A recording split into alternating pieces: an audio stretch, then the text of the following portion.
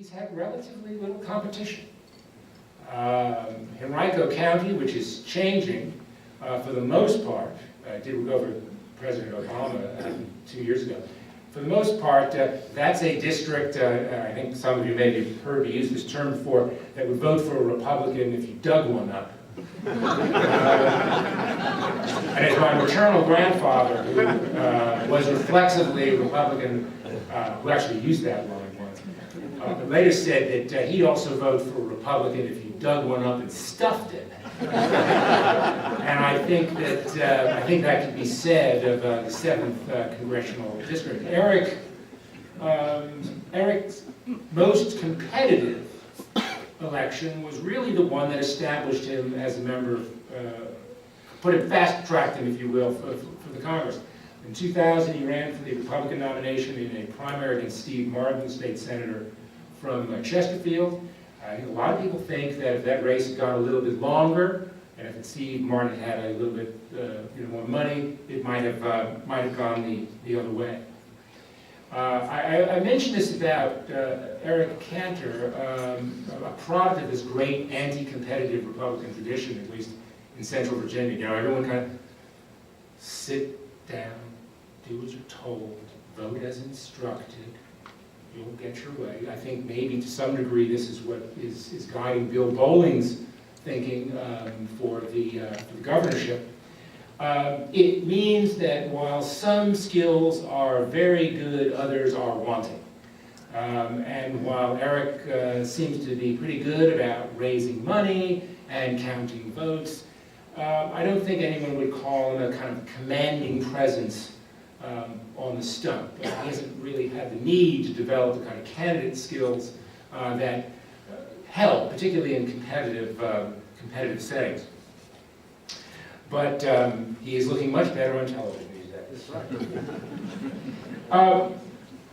The implications for downrange, I'm not quite sure what to make of this. I mean, clearly Republicans are going to be emboldened by the gains they made on Tuesday a week.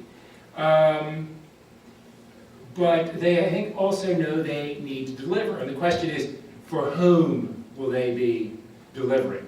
You know, for that great mass in the middle where most of us spend the day, or the Tea Partiers who have forced Republicans to move further to the right. It is a result that has Republicans excited about other races at the national level and certainly the congressional level. No sooner than the result came in than the Republican Party of Virginia announced a new website. I believe the address is Obama and Webb, you're next. And so if one is George Allen, for example, or Cora Stewart, one is going to look closely at the results of 2010 and wonder what opportunities they may augur for 2012. That's a long time.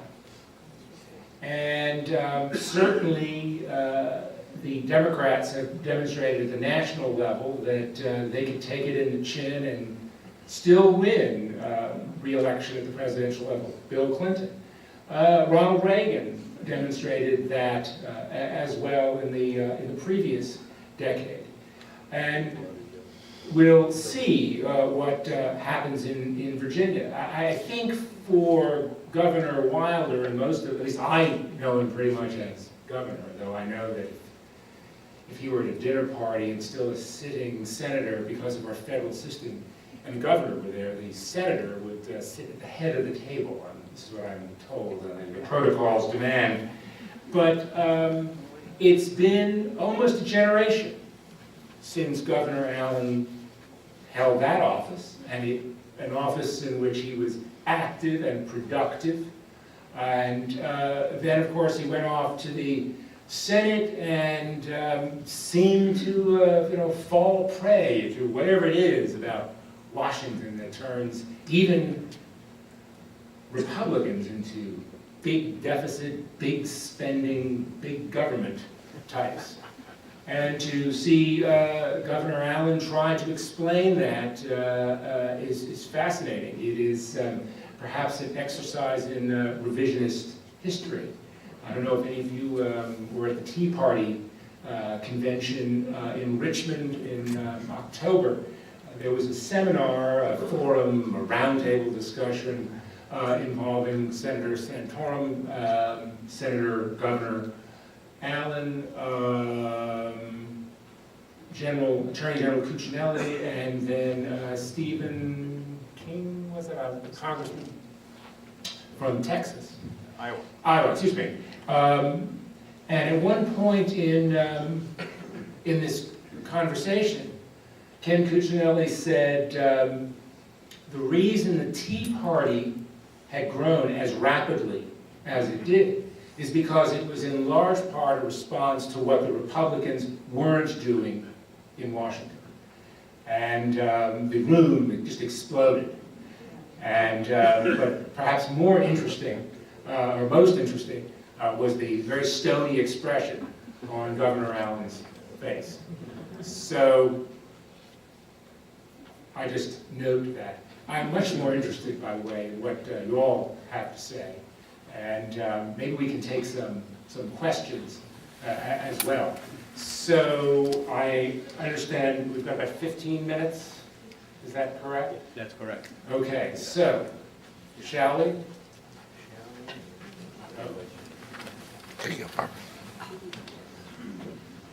Thank you for joining us. Your analysis has been interesting. I'm Barbara Favola. I'm the first vice president of VACO, but I'm also from Arlington County, so I think I should just say that so you know a little bit about me.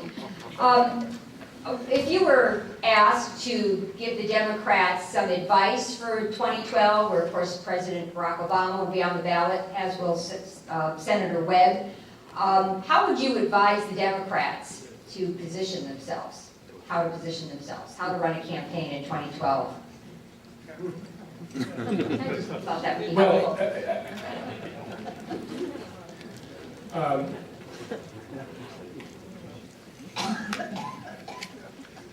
You know, one of the interesting things about this election is how little the Republicans had to say or do. I'm sure my Republican friends would quarrel with that, to experience the gains they did. I don't know if sitting around waiting for the other guy to fall on his sword is necessarily the best thing to do. But I suspect that part of the problem for the Democrats, besides being the ins in a year when the outs were being reported, is, again, let's tailor this conversation to Virginia, is look at the bench. You know, who do y'all have? You know, Brian Moran is mentioned for the party chairmanship. I mean, there are all sorts of complications associated with that. Setting aside what the law says about whether a party chairman can lobby, I wondered, you know, why would Democrats want to install not just a lobbyist, again, setting aside what the law has to say, but a lobbyist for an organization that is viewed about as favorably as the investment industry. Brian is representing the proprietary colleges, which had a very special interest in financial reform because of the way it might affect how that industry supports itself. So I think that